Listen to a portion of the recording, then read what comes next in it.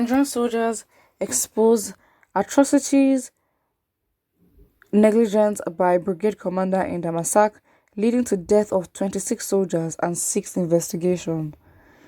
2 soldiers were killed on Monday night by Boko Haram terrorists in Damasak town, Mobile local government of Borno State. A military source told Sahara reporters that the soldier's death was caused by the negligence of the brigade commander Š0ŁДŽ1, who deployed soldiers to an enclosed space without the right equipment. The source told Sahara reporters that terrorists had killed 26 soldiers within 6 months of the deployment of the Brigadier General to the area, which was formerly a no-go area for terrorists. According to him, the brigade commander has subjected soldiers to untold hardship that led to the resignation of about 7 soldiers from the military base. He called on the international community and Chief of Defense Staff to look into the plight of soldiers at the Damasak military base and investigate the brigade commander to know what could likely be the causes of the death.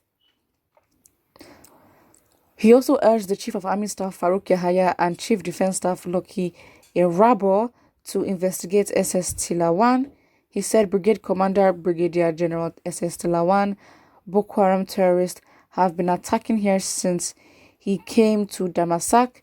Yesterday, he dismissed 2 soldiers. These are people that have spent 21 years in service and dismissed them for no reason.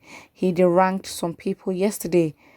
We were still sympathizing with them, then later at night, Boko Haram killed 2 soldiers at Damasak town at night. Tilawan took soldiers there and caged them with a barbed wire in the name of performing duty. Then at night, Boko Haram terrorists came on foot, but our soldiers do not have night vision goggles to see at night. The Boko Haram guys came to steal 2 vehicles and kill the soldiers.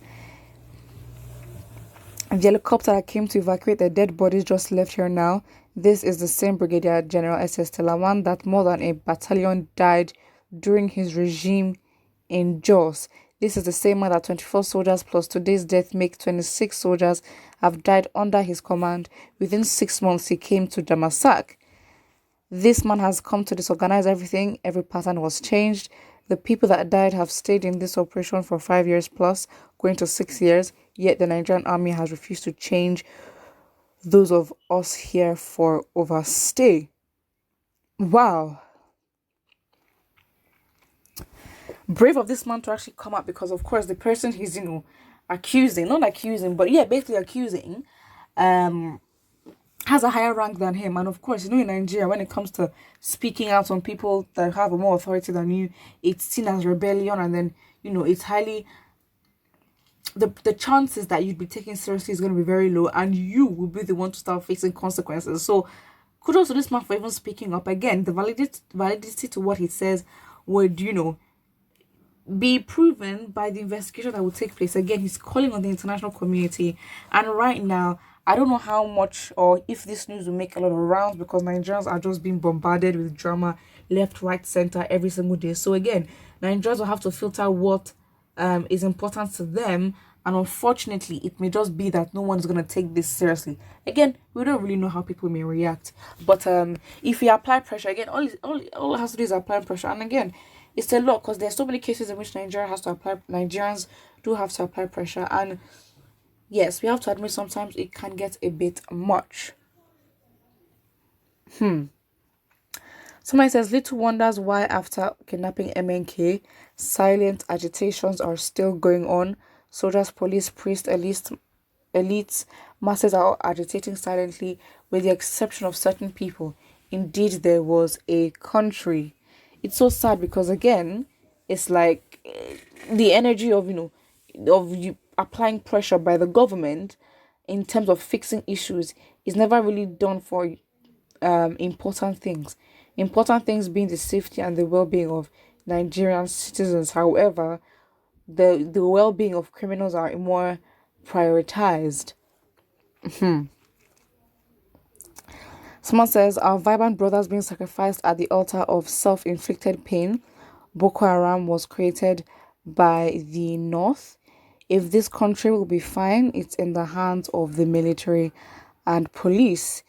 The evil you meted on people will also be meted on you, so stop complaining.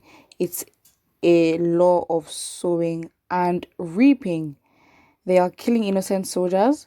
Everybody in this country is agitating silently. If you speak out loud, Nigerian government and their evil deed will try to put you behind bars, even if you are outside the country. This is scary. Indeed, there was a country. Someone says, go join soldier if life don't tire you. I mean, again, soldiers are, they're being disrespected. Again, I guess, I mean, how can we expect these soldiers to fight efficiently when, of course, the people that are meant to take care of them are not doing their job? And even as that, even though they're not doing their job, they don't even get reprimanded for the fact that their negligence is leading to loss of lives, aka loss of resources for the same country that needs the resources more than ever to keep it safe. What is going on? Someone says, even the military is now learning the language. Wow. SS whatever is a Fulani man. It says even SS Tyler 1 does sound like a Fulani name, but I guess that's what it is. Someone says, who cares? Next news player. And this is very, very sad. Very, very sad. And I'm just like, this is something in which, it's so sad for this man to see the people he's worked with just die unjustifiably, in which the circumstances around which they died could have been avoided. So again, I understand, but again, it's left for Nigerians to apply pressure. He cannot and should not be the only one pushing this.